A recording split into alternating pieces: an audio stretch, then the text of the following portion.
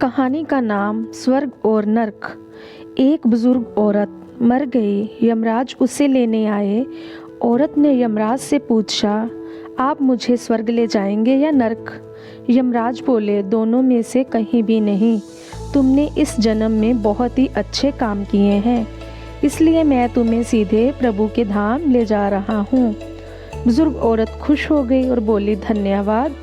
मेरी आपसे एक विनती है। मैंने यहाँ धरती पर सबसे बहुत स्वर्ग नरक के बारे में सुना है। मैं एक बार इन दोनों जगहों को देखना चाहती हूँ। यमराज बोले, तुम्हारे कर्म अच्छे हैं, इसलिए मैं तुम्हारी ये इच्छा पूरी करता हूँ। चलो हम स्वर्ग और नरक के रास्ते से होते हुए प्रभु के धाम चलेंगे। दोनों चल पड़े। सबसे पहले नरक आया। नरक में बुजुर्ग औरत ने जोर जोर से लोगों के रोने की आवाज़ सुनी। वहाँ नरक में सभी लोग बहुत दुबले पतले और बीमार दिखाई दे रहे थे। औरत ने एक आदमी से पूछा, यहाँ आप सब लोगों की ऐसी हालत क्यों है? आदमी बोला, तो और कैसी हालत होगी? मरने के बाद जब से यहाँ आए हैं हमने एक दिन भी खाना नहीं खाया। भूख से हमारी आत्माएं तड़प रही हैं। बुजुर्ग औरत की नज़र एक विशाल पतीले के ऊपर पड़ी, जो कि लोगों के कद से करीब 300 फुट ऊंचा था। उस पतीले के ऊपर एक विशाल चम्मच लटका हुआ था। उस पतीले में से बहुत ही शानदार खुशबू आ रही थी। बुजुर्ग औरत ने उस आदमी से पूछा, इस पतीले में क्या है? आदमी मायूस होकर बोला, यह पतीला बहुत ही स्वादिष्ट खीर से हर समय भरा रहता है।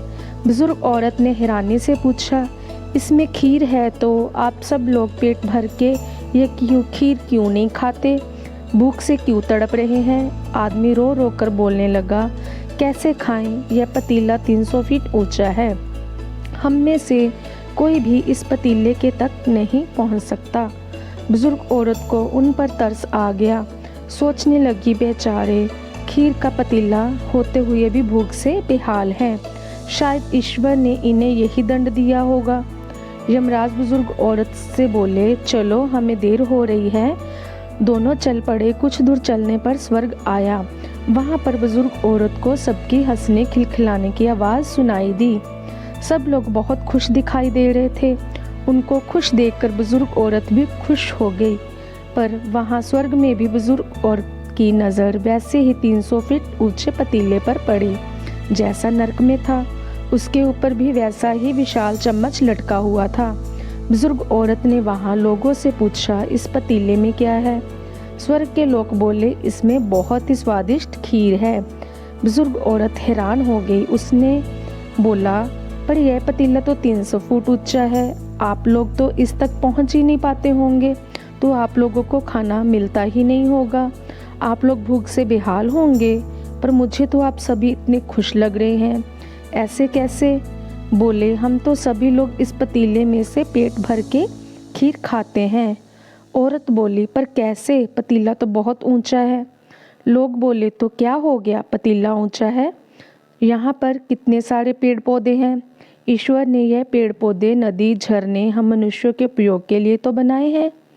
हमने इन पेड़ों की लकड़ी ली और उनको काटा, फिर लकड़ियों के टुकड़ों को जोड़कर विशाल सीढ़ी बनाई और इस सीढ़ी से हम पतीले तक पहुंचते हैं और सब मिलकर खीर का आनंद लेते हैं। बुजुर्ग औरत यमराज की तरफ देखने लगी। यमराज मुस्कुराए और बोले, ईश्वर ने स्वर्ग और नरक मनुष्य के हाथों में ही सौंप रखा है। चाहे तो अपने लिए नरक बना ले, चाहे तो अपने लिए स्वर्ग बना ले। ईश्वर ने सबको एक समान हालतों में डाला है। उसके लिए सभी बच्चे एक समान हैं। वह किसी से भेदभाव नहीं करता। वहाँ नरक में भी पेड़ पौधे सब थे, पर वहाँ के लोग आलसी हैं। उन्हें खीर हाथ में चाहिए।